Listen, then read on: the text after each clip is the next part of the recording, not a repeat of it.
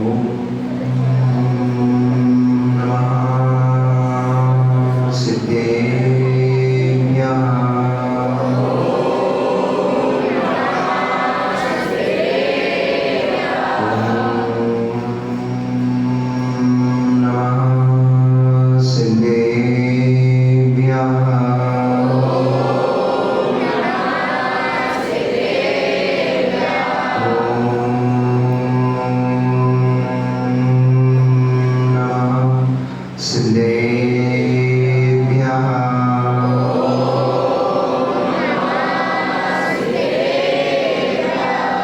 सिद्धेन सिद्धे संयम सिद्धे चरित्र से नानमिदं समय्या सिद्धे शिरसा नमस्सामि। सिद्धं संपूर्ण भव्यर्थं सिद्धे कारणमुत्तमम्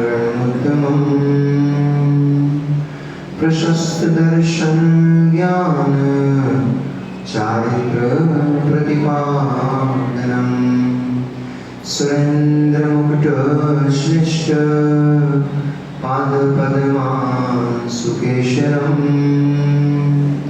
प्रणमामि महावीरं लोकत्रयमङ्गलम्। प्रणमो हरिहन्ताणं प्रणमो सिद्धाणं प्रणमो आय्याणं प्रणमो वज्रायणं प्रणमो लोये सव्यसागुणम्।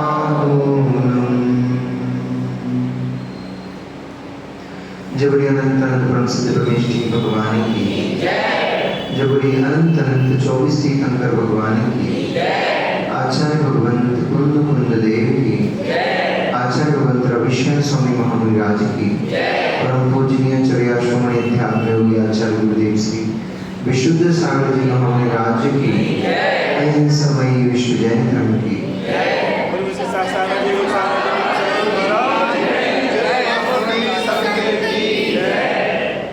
मनुष्य वर्तमान शासन नायक भगवान महावीर स्वामी के शासन काल में हम सभी भव्य जीव यहाँ विराजते हैं। परम भट्टारक महाश्रवण उन भगवान वर्तमान स्वामी के मुखकमल से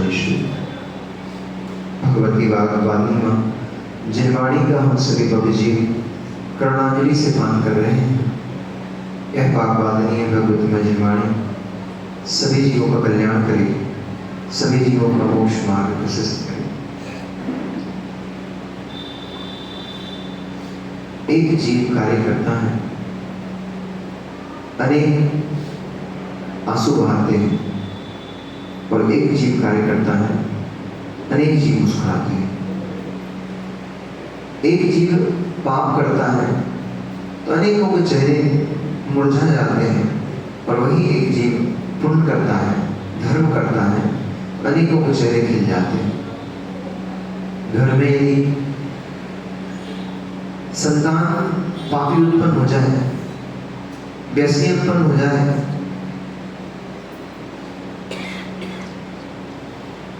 हालेलुया, इसकी आवाज नहीं आ रही? वो लड़की नहीं आ रही अभी।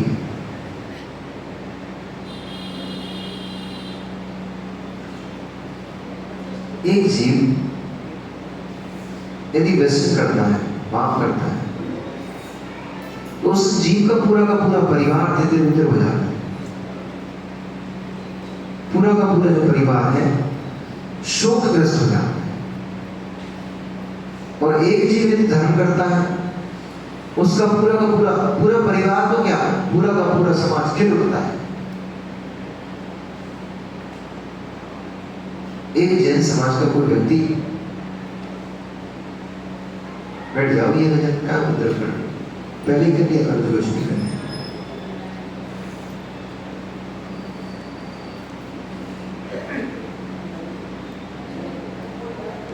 एक जीव होता है, जैन समाज का कोई एक व्यक्ति यदि किसी की हत्या कराए तो ये लोग नहीं पूछते किसने कर दिया, क्या पूछते हैं, क्या बोलते लोग, अरे वो जैन साहब का लगा था, अरे वो जैन समाज के व्यक्ति ने ऐसा कर दिया। यानी पूरी की पूरी समाज के ऊपर कलंक लग जाता है। एक व्यक्ति ने पाप कर लिया, वो उसका पर्सनल अपना मैटर था, झगड़ा भी उसका अपना पर्सनल था, परंतु उस एक व्यक्ति के पाप से, एक व्यक्ति के गलत कदम से पूरी की पूरी समाज कलंकित हो गई। और एक व्यक्ति निराश हो जाए तो अभी आपने कुछ दिन पहले 25 मई को कुछ दिन पहले आपने एक महाराज जी का अवतरण दिवस मनाए थे। वो आपके अलवर के थे क्या? हमारे अपने थे। आपके अलवर के थे? हमारे अपने थे। आपके घर के थे? हमारे थे। रिश्तेदार थे? हमारे अपने थे। आपके ना घर के थे, ना रिश्तेदार थे, ना आपके अलवर नगर के थे, परंतु फिर भी अलवर नगर की इतनी सारी जनता, इतने सारे श्रावक श्राविकाएं आकर के उत्सव क्यों मना रहे थे? हमारे समाज में एक ऐसे व्यक्ति ने जन्म लिया कि जिसने संयम को धारण करके महाव्रतों को अंगीकार किया है, उसने महानता को प्राप्त किया है। उसकी अनुमोदना करने के लिए समाज के सारे लोग इकट्ठे हो गए। एक व्यक्ति ने अच्छा कार्य किया, पूरी समाज मुस्कुरा रही थी। वहीं एक व्यक्ति भी पाप कर कराए तो पूरी समाज की आंखें नीची हो जाती है। जितने भी युवा और युवतियां यहाँ पर बैठे हैं, ध्यान रखना, आप केवल अपने माता पिता के पुत्र पुत्री नहीं हो, आप केवल अपने घर की संतान नहीं हो, आप इस जैन संस्कृति की एक धरोहर हो।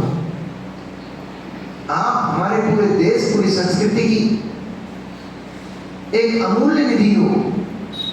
और आपके द्वारा यदि कोई गलत कार्य हो जाता है, शुभ, आपके द्वारा एक छोटा सा गलत कार्य हो जाता है, हमारी पूरी पूरी संस्कृति आंसू बहाती है।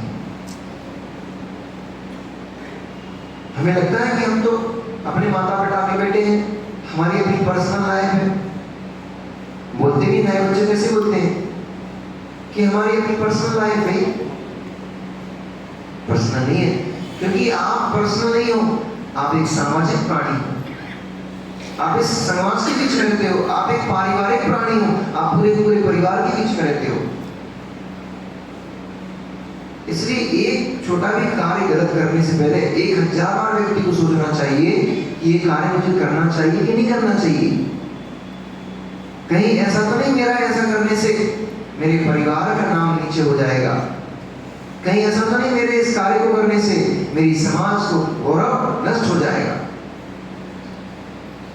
है ना? फिर उसके बाद एक कार्य भी कदम उठाना चाहिए।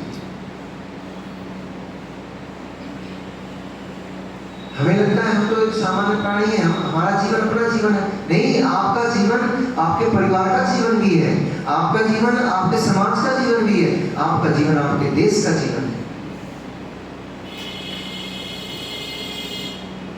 वो विंग कमांडर क्या नाम था, पाकिस्तान पकड़ लिए थे, अभिनंदन। एक अभिनंदन के लिए पूरा देश हिल गया था। अभिनंदन सोचते हम तो एक पायलट ही तो हैं, सेना के एक सिपाही तो हैं। नहीं, आपकी छाती पे एक मुद्रा लगी हुई है, उसका नाम देश की मुद्रा है। ऐसे ही आप सोचो कि हम एक सामान्य प्राणी तो हैं। नहीं, आपकी छाती पे जिन धर्म की मुद्रा लगी हुई है, जिन शासन की मुद्रा लगी हुई है, आपका एक कार्य पूरे जिन शासन को धूमिल कर सकता है। अब सोचो भैया, नरेंद्र नरेश भैया, एक जमाना था अंग्रेजी शासन में, अंग्रेजों को लोग अत्याचारी बोलते थे, और उनके अत्याचारी शासन में भी एक नियम चलता था कि जैनों को शाम को 5 बजे छुट्टी मिल जाती थी। सुन रहे हो कृष्ण भाई, गवर्नमेंट के एम्प्लॉय का सुनो, सरकारी शासन में, अंग्रेजों के शासन में जैनियों को 5 बजे छुट्टी मिल जाती थी, जाओ अंत करो, तुम्हारे शाम का भोजन का समय हो गया। परंतु एक व्यक्ति के कारण पूरी जैन समाज को रोना पड़ गया, पूरे विद्वानों को रोना पड़ गया, पूरे संयमियों को रोना पड़ गया।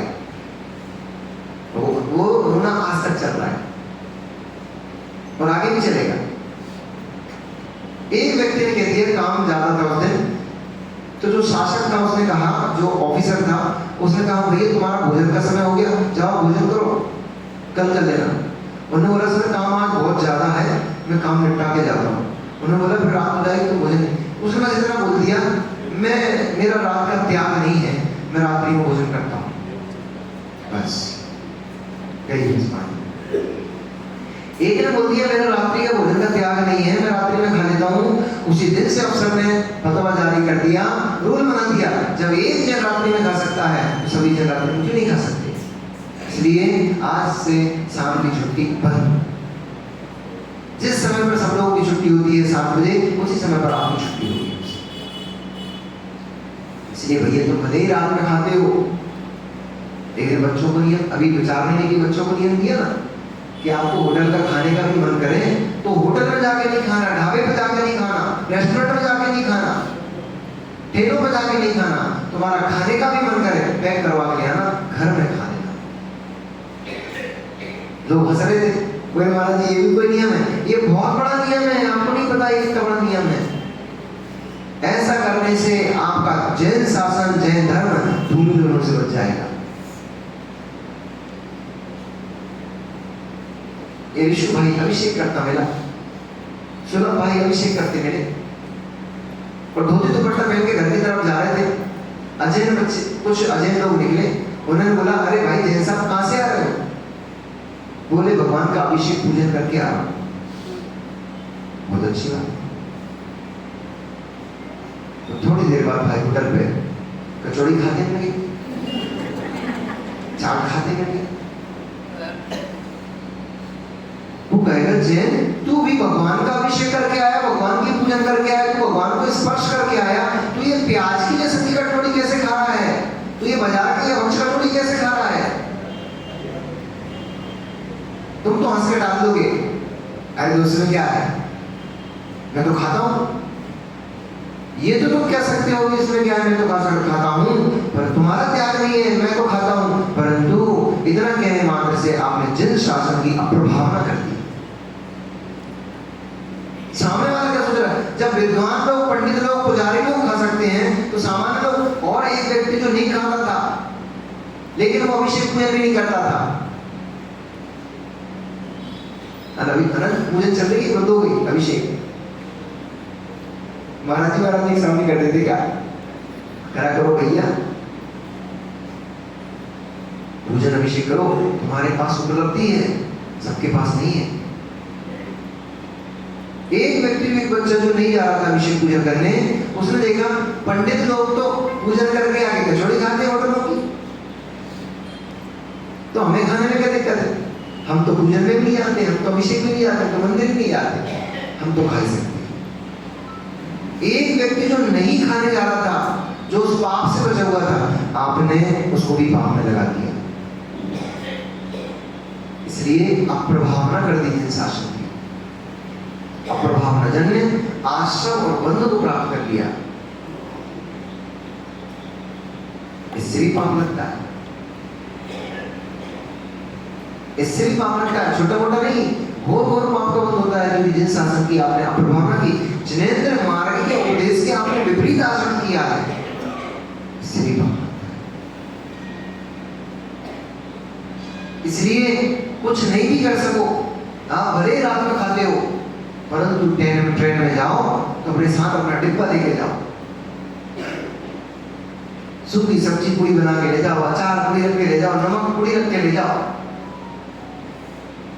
और जब वो ऑर्डर लेने आता वेटर ट्रेन में, सर डिनर भी नहीं क्या, और आप अच्छे से बोलो कि नहीं भैया मैं जैन हूं, मैं रात में नहीं खाता हूं, इसलिए मैं तो अपना डिब्बा साथ में, मैं जारा का नहीं खाता हूं, इसलिए मैं तो अपना डिब्बा साथ में लेके आता हूं।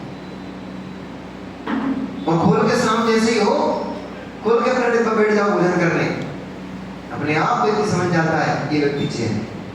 तुम्हारी जीरा पर पूरी देख के समझ जाता है व्यक्ति ये चैन है।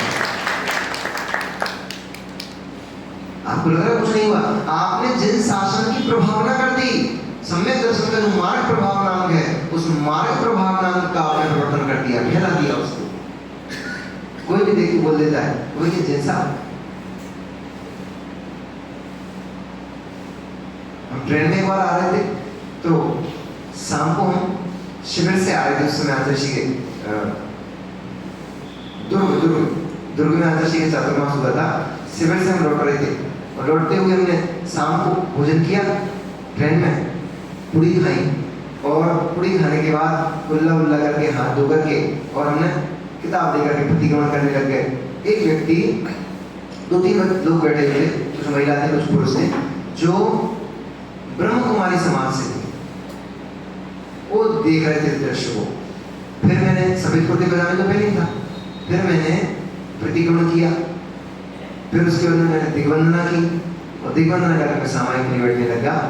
तो वो पूछ मुझसे रहा नहीं गया, उन्होंने पूछ ही लिया, कहने भैया आप मुस्लिम हैं? क्योंकि वो चादर नीचे बिछाकर, सफेद दुपट्टा गमछा उसको नीचे बिछाकर, उसमें सीट के ऊपर उसको बिछा करके मैं वज्रासन से बैठा था। भोजन करने के बाद थोड़ी देर वज्रासन से बैठता हूँ, तो मैं वज्रासन से बैठा था। उनको तो वज्रा ऐसे करते ना, तो उसको लगा कि मुसलमान। तो मैंने बोला आप जैन हो?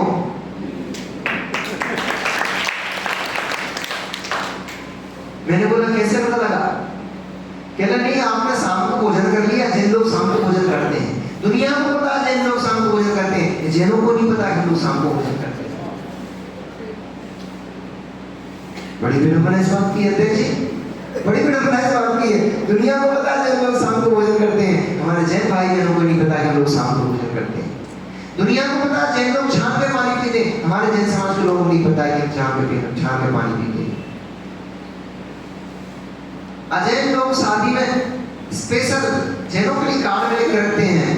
5 बजे, शाम को 5 बजे तक, दोपहर के 2 बजे से लेकर शाम के 5 बजे तक भोजन की व्यवस्था है जैनों के लिए। बिना आलू बिना प्याज का भोजन बनाया है जैनों के लिए, और हमारे जैनों को नहीं पता है कि हम लोग आलू प्याज का त्याग करते हैं, हम लोग खाते नहीं। बड़ी लोग तुम्हारे लिए शादी में अलग से वेटर बुला रहे हैं, लोग तुम्हारे लिए शादी में अलग से भोजन की व्यवस्था कर रहे हैं, और तुम वो भीड़ भड़के के साथ वही चाटते में लगे। अरे भैया तुम भले ही घर में खाते हो, पर तुम शादी में जाकर के नाक तो मत कटाओ। शादी में तो चले जाओ, उसको मना नहीं कर रहा, तुम्हारा व्यवहार है, हम तो कहते वो भी नहीं जाना चाहिए। अब ब्रह्म की अनुमोदना करने के लिए क्या जाना? दीक्षा की अनुमोदना करने लोकांतिक देवाते हैं, ऐसे तुम भी चले जाओ। कोई की समाधि हो रही है, उसकी अनुमोदना करने के लिए देवी देवता आकर के उनकी अनुमोदना करते हैं, तुम भी चले जाओ। पूजन हो रहा हो, विधान हो रहा हो, अच्छे कार्यक्रम हो रहे हैं, उनमें चले जाओ, उनमें कोई नहीं रोकता। शादी कौन सा अच्छा कार्यक्रम है? वो जो शादी कर रहा है वो एक बार ब्रह्म का सेवन करेगा, 9 करोड़ जीवों की हत्या करेगा, उसकी अनुमोदना का पाप आपको लगेगा। क्योंकि जाके डीजे में नाच रहे थे ना अच्छे से, बड़ा आनंद आ रहा था, खूब अच्छा लग रहा था उस समय नाचते हुए। आज मेरे यार की शादी है, खूब नाचे, आज मेरे यार की शादी है। और बल्कि उसकी सेजें सजा लो बेटा सेजें, तुम्हें नरकों में फिर पत्थर की सेजें मिलेंगी, उन पर डाल करके फिर नारकी कूटेंगे। क्यों? उस दिन तो बड़ा नाच रहा था, अब क्यों चिल्ला रहा है? अब नाच। बुंदेलखंड में एक कहावत है, खाए पिए कछु नहीं, गिलास तोड़े महाराज ने। खाए पिए कुछ नहीं, गिलास तोड़े महाराज ने। हमें काल नहीं देने, हमें कोई मतलब ही नहीं तेरी शादी से। शादी तू करेगा, पत्नी तुझे मिलेगी, भोग तू भोगेगा, हमारा क्या संबंध है? फिर भी नाच रहा है पागल लोग, खुशी मना रहा है, गाना गा रहा है, आज मेरे यार की शादी। गालू भैया गालू, अभी समय मिला है ना? अभी समय मिला है, दोस्तों की शादी में खूब नाच लिया होगा भाई, बहुत बार पाप का बंद कर लिया उससे। तो भगवान की भक्ति में नाचो, कर्मों का क्षय हो।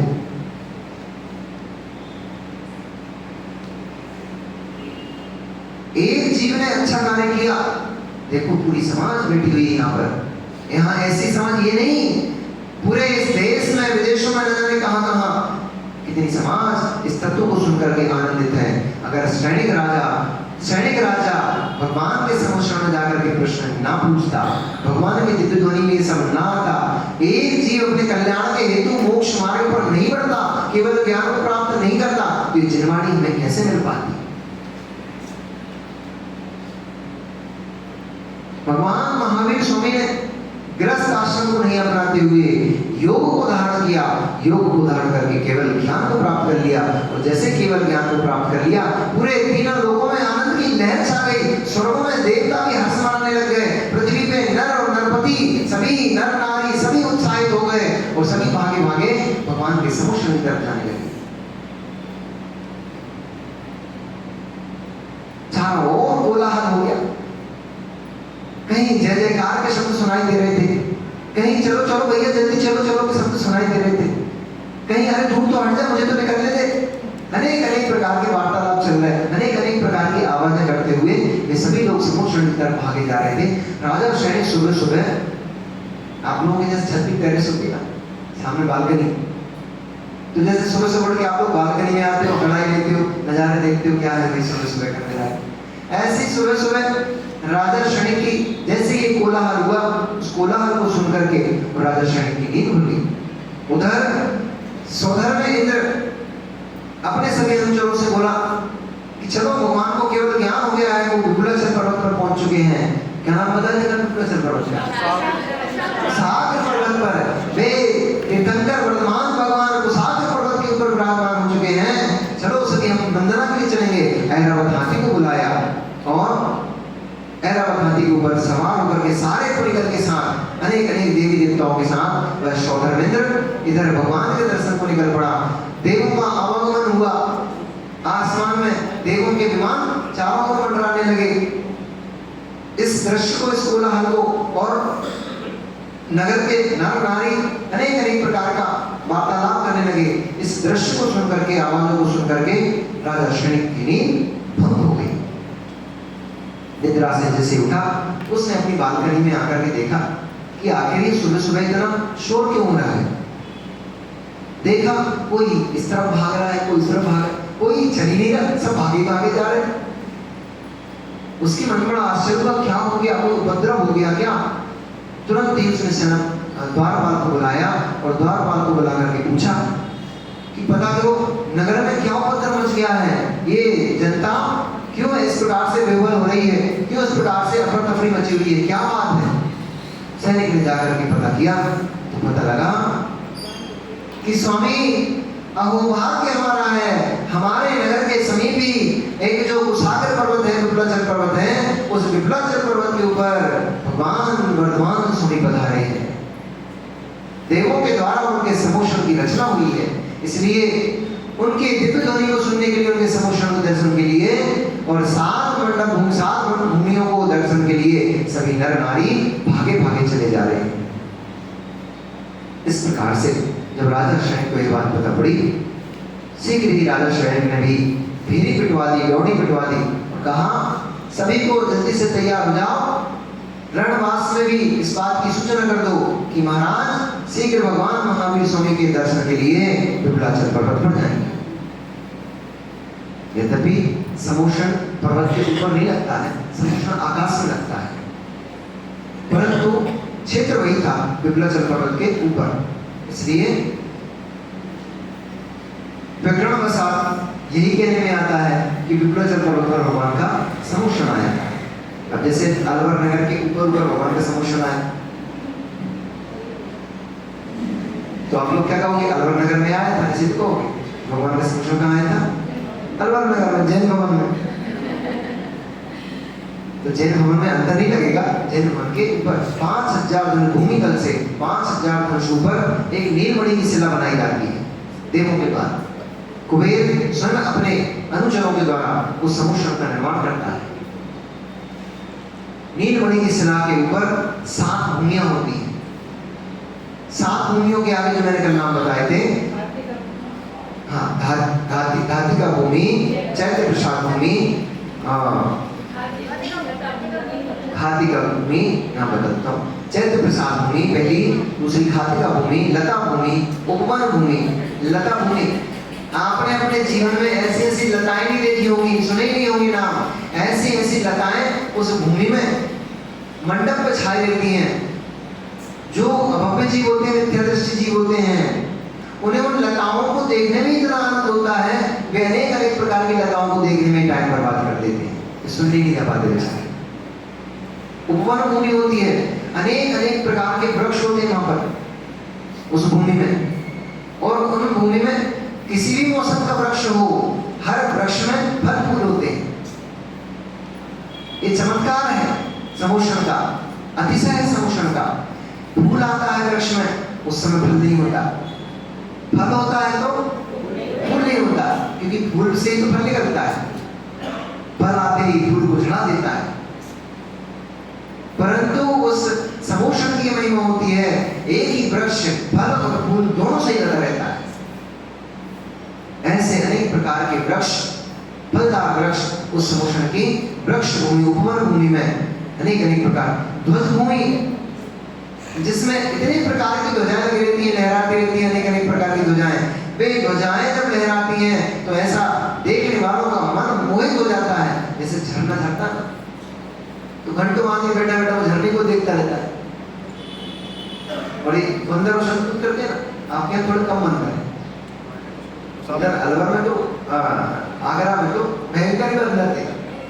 तो कई बार ऐसा होता था, हम ही सामान करते करते वो बंदर पर नजर चली आती थी। 10-15 मिनट तक तो बंदर ही होते, छोटे छोटे से बंदर जरा जरा से मस्ती करते रहते थे। बारिश हुई, नदी को छत में पानी भर गया। अब वो ऊपर, जैसे आप लोग स्विमिंग पूल में कूदते हो ऊपर से, ऐसे में छोटे छोटे से बंदर ऊपर उस पर चढ़ जाते थे, जीने की छत के ऊपर, और उसके ऊपर से वो पानी में छलांग लगाते थे, कूदते थे, उसमें नहाते थे, एक दूसरे को पकड़ पकड़ के गिराते थे, दबाते थे। तो वही देखने में आनंद आने लग जाता है, यही अटखनी देखने लग जाते हैं। अपनी भी ये दशा है, ऐसी अटखेलियां होती हैं, वो अटखेलियों को देखने लग जाते हैं और अपने तत्व को भूल जाते हैं। सामाय कर रहे थे, वो सामाय भूले, बंदर को देखने लग गए। थोड़ी देर देखा, फिर याद आई, अरे भैया हम तो सामाय कर रहे थे, चलो वापस स्टार्ट करते हैं। तो ये दृश्य होते, सांसारिक ये जो दृश्य होते हैं, लुभावने होते हैं। झरने झरते हैं, नदी का कलकल कलरव होता है, उसको सुनने में मन लग जाता है, उसको देखने में मन लग जाता है। अभी बारिश होगी, नदियों को पूरा आएगा, लोग स्पेशली उसको देखने जाएंगे, बाढ़ को। तो ऐसे वो ध्वजभूमि होती है, वहां पे इतनी प्रकार की ध्वजाएं लगी होती हैं और ऐसे फहराती हैं, उनको देखने से मन जीव का मोहित हो जाता है, वहां से हट ही नहीं पाता, उन ध्वजाओं को देखने में लग जाता है। भगवान के समोषण में भीतर पहुंच ही नहीं पाएगा। कल्प वृक्ष भूमि,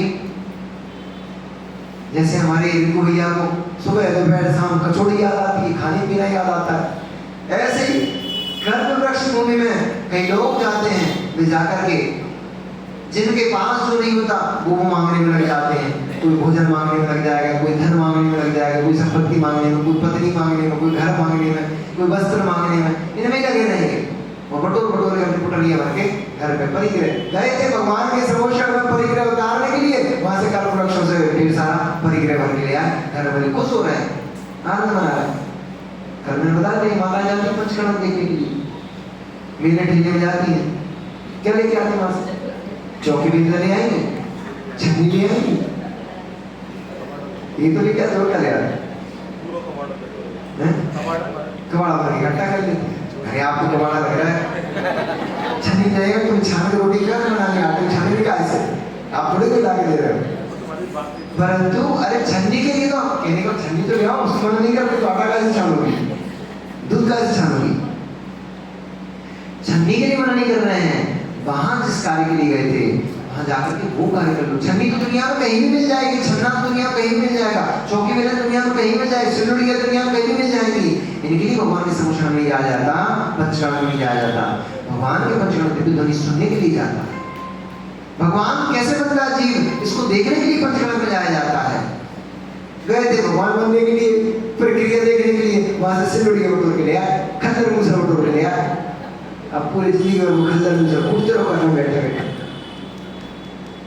भगवान की ध्वनि सुन लेते तो चिंतन की धारा बनती, अब सिल्लुड़ी और डाला है वैसे चटनी मार रहे बैठे बैठे, कर्मों का बंद हो रहा है।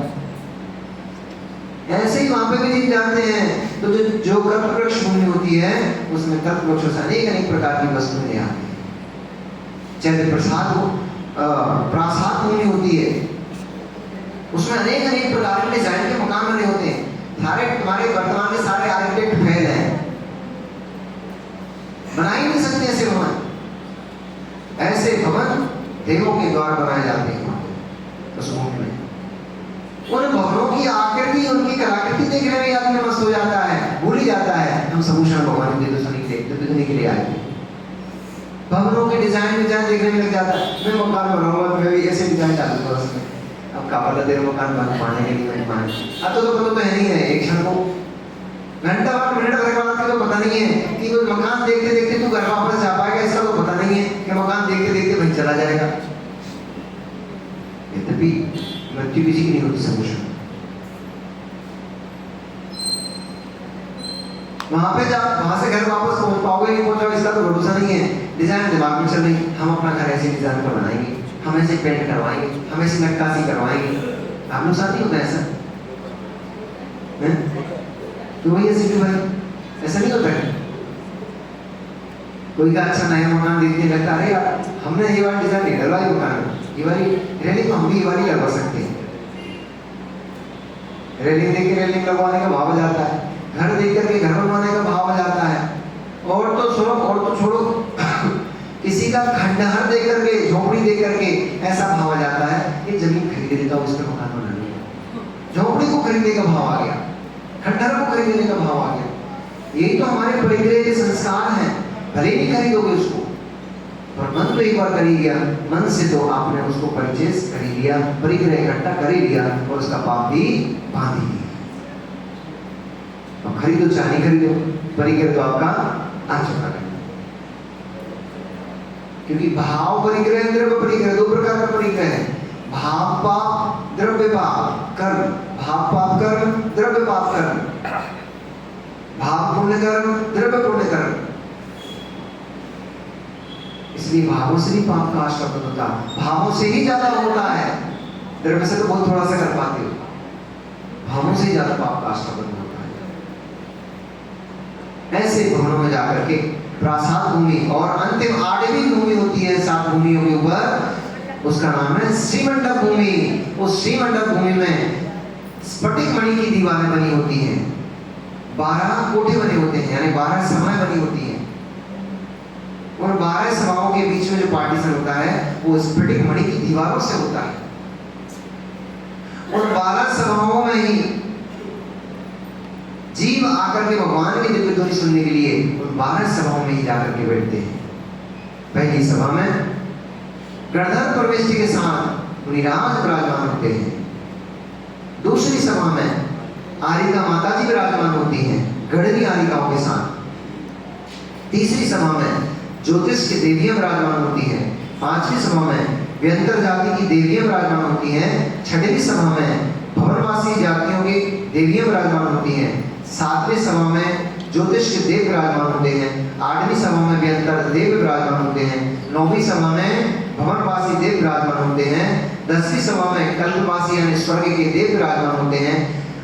11वीं सभा में मनुष्य विराजमान होते हैं और 12वीं सभा में त्रियंश विराजमान होते हैं। नारद कहाँ होते हैं?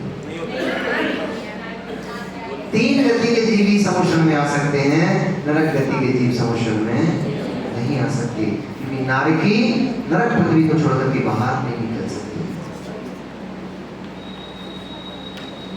इसलिए नरक गति के जीव वहां पर नहीं पहुंच करके भगवान की दिव्य ध्वनि सुनने का लाभ नहीं उठा पाते हैं। अहोभाग तुम्हारा भैया कि तुम मनुष्य गति में हो, मनुष्य पर्याय में हो, तुम्हें भगवान की दिव्य ध्वनि सुनने का सौभाग्य प्राप्त हो सकता है, होता है, परंतु तुम सोए पड़े हो। नारद भगवान का अभिषेक नहीं कर सकते, पूजन नहीं कर सकते, पर तुम्हारे पास सौभाग्य है, पुरुष तुम सोए पड़े हो।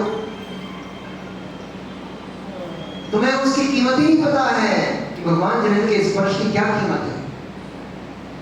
सागरों सागरों की पर्यंत की आयु नारदों भी निकल जाती है, वे भगवान को स्पर्श नहीं कर पाते, भगवान को दर्शन नहीं कर पाते।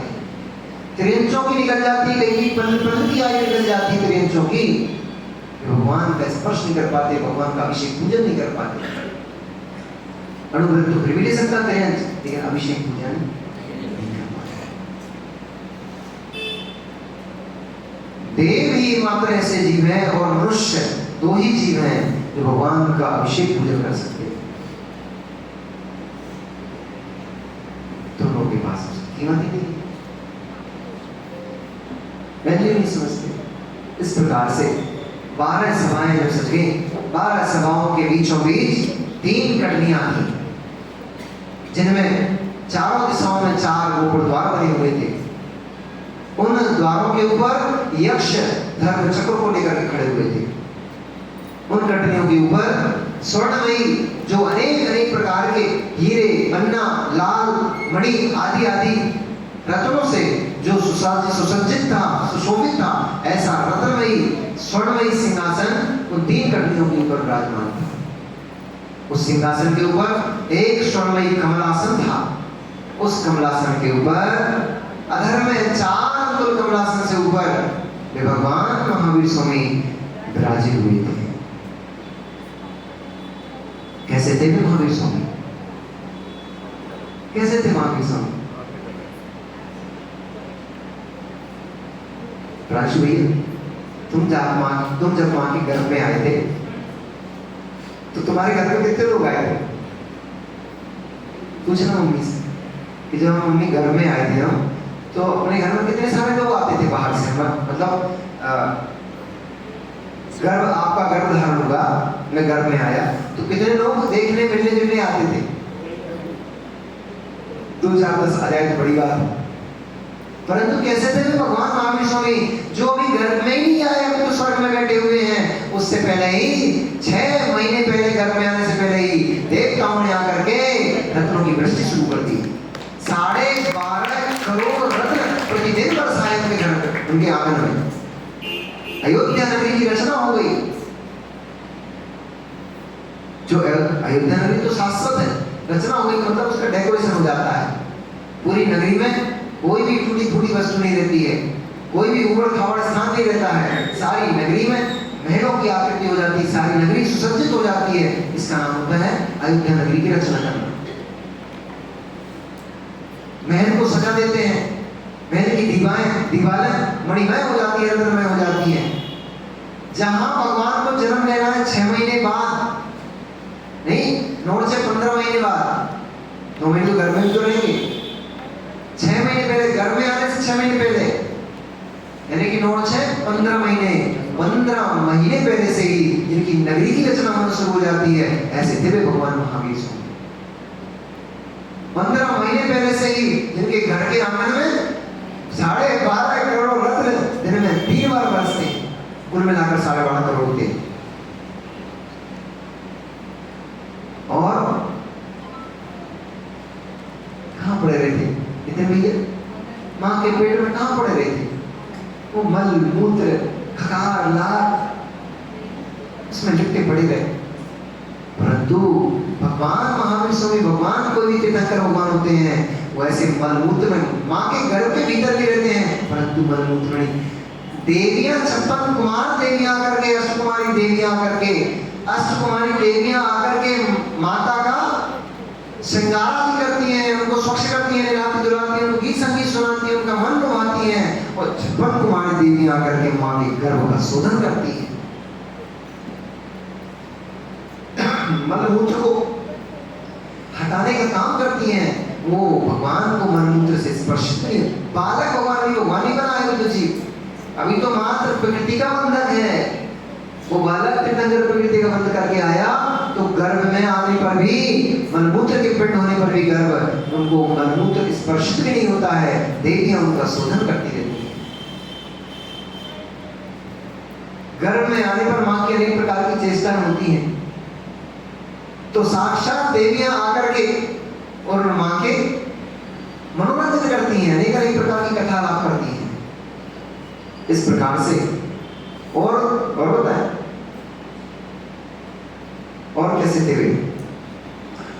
जिनका सुमेरु पर्वत पर अभिषेक हुआ गर्भ के जन्म के उपरांत, और सुन और कैसे थे महावीर जब उनका जन्म हुआ तो सुमेरु पर्वत पर उनका इंद्रों के द्वारा अभिषेक हुआ।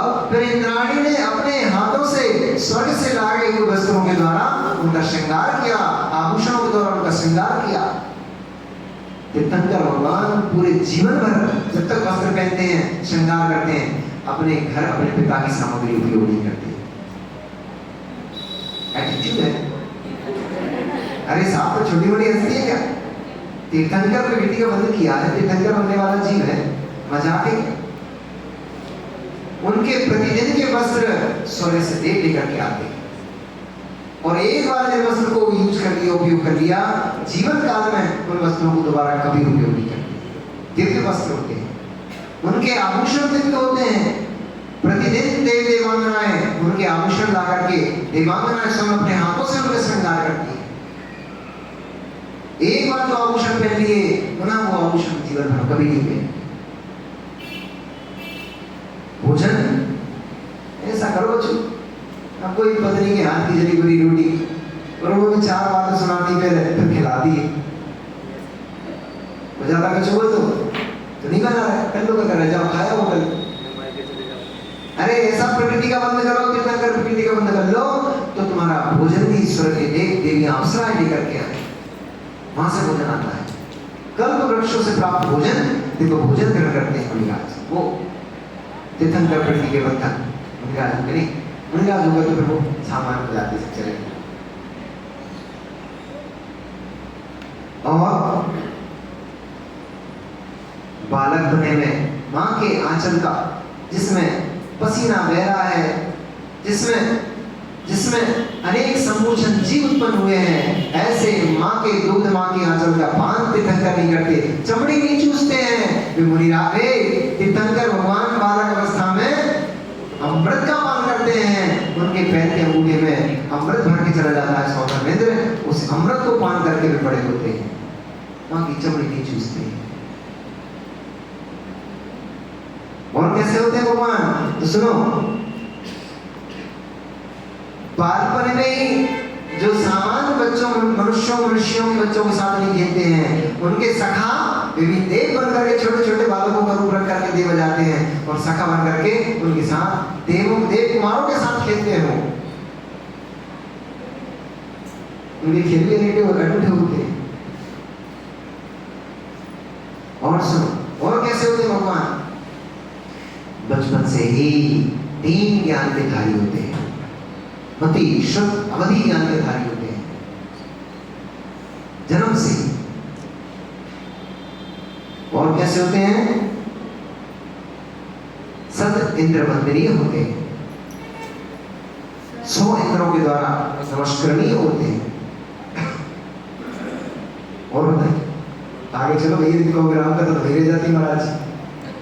अरे भैया, अच्छी चीज को आने में समय लगता है, राम इधर जल्दी आ जाएगी तो रामायण पूरी नहीं हो जाएगी क्या? आएंगे हमारे राम आएंगे, जरूर आएंगे, इतनी जल्दी नहीं आ रहे। अभी तो बहुत आना बाकी है, अभी रावण को आना बाकी है, हनुमान को आना बाकी है, राम तो बाद में आएंगे भैया। राम को पहले ले आओगे, सीता खाना कैसे खाओगे? राम को ही पहले लेके जाओगे और हनुमान को नहीं लाओगे तो फिर हेल्प करने के लिए सीता को ढूंढने कौन जाएंगे? क्रम से होगा भाई, सब कार्य में समय लगता है। तो दामोदर थोड़ी होती है। माँ के गर्भ में संतान जन्म तो ले लेती 9 महीने पहले, परंतु गर्भ से बाहर आते आते 9 महीने लग जाते हैं भाई। हम तो 3.5 महीने पूरी कर देंगे, टेंशन नहीं है। भगवान राम के जन्म से लेकर के मोक्ष तक की सारी प्रक्रिया, और बल्कि उनके बच्चों को भी मोक्ष करा देंगे 3.5 महीने के अंदर। समझ तो होगी। इस प्रकार से वे भगवान जब समोषण में आकर के विराजमान हुए, राजा सैनिक अपनी हथेली के ऊपर बैठकर पूरे दल बल के साथ उन भगवान के समोषण में दर्शन करने के लिए गया। जा करके भगवान के समोषण का दर्शन करते ही दूर से ही, आप लोग जैसे नहीं कि गाड़ी पे बैठ कर चले जा रहे, दूर से ही जैसे ही समोषण का दर्शन हो गया, तुरंत अपनी हथेली से नीचे उतर करके अपनी जूतियों को वहीं उतार करके और नंगे पैर को राजा सैनिक की तरफ चला। जैसे ही समुद्र में प्रवेश किया तुम्हें लगेगा कि भैया धूल लग जाएगी कपड़ों में, इतने अच्छे रेस में हमारे कपड़े हैं, वस्त्र हैं, हमें धूल लग जाएगी। नहीं, साष्टांग होकर के सबसे पहले जब समुद्र भूमि को उसने नमस्कार किया और नमस्कार करके फिर समुद्र भूमि में उसका प्रवेश हुआ। समुद्र भूमि में प्रवेश कर ना चैत्य भूमि गया, ना ध्वज भूमि गया, ना रथ भूमि गया। वहां एस्केलेटर का सिस्टम होता है, एस्केलेटर्स होते हैं ना मॉल्स वगैरह, तो वहां पे भी ऐसा एक सिस्टम होता है। 20,000 सीढ़ियां होती हैं उस पर, परंतु अभी हमारी अम्मा कहीं करेंगे महाराज हम तो 20,000 सीढ़ी चढ़ नहीं पाएंगे, हम तो बूढ़े कैसे जा पाएंगे 20,000 सीढ़ी चढ़ के। भगवान तक मुझे टेंशन नहीं लेना, वहां पे टेंशन की जरूरत ही नहीं रहती है। आप पहले सीढ़ी पे पैर रखोगे ऑटोमेटिकली आप सीधे ऊपर पहुंच जाओगे, 8वीं भूमि में पहुंचोगे। कहाँ? श्रीमंडल भूमि में पहुंच जाओगे, चलने की जरूरत नहीं पड़ेगी।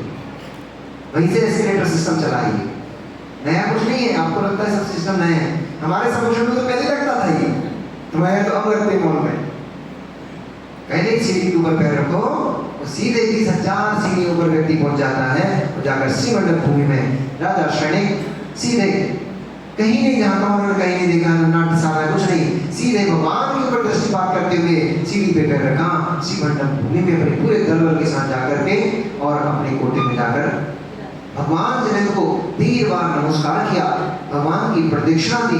प्रदक्षिणा देकर के जो द्रव्य बहुमूल्य द्रव्य लेकर के आए थे, चावल के नहीं लाए थे, देवी टूटे लाठी पूजन की। मतलब हमने कहा 4 गिन के हमें 4 पूजन करना है, 4 पूजन की 4 नाम। स्वर्ण नहीं, रत्न नहीं, एक बड़े बड़े कई बहुत विशाल विशाल धारों में भर करके वो द्रव्य लेकर गए थे।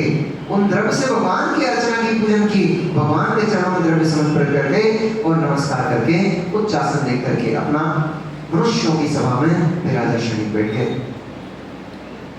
सभा का प्रारंभ हुआ, भगवान ने कहा ओम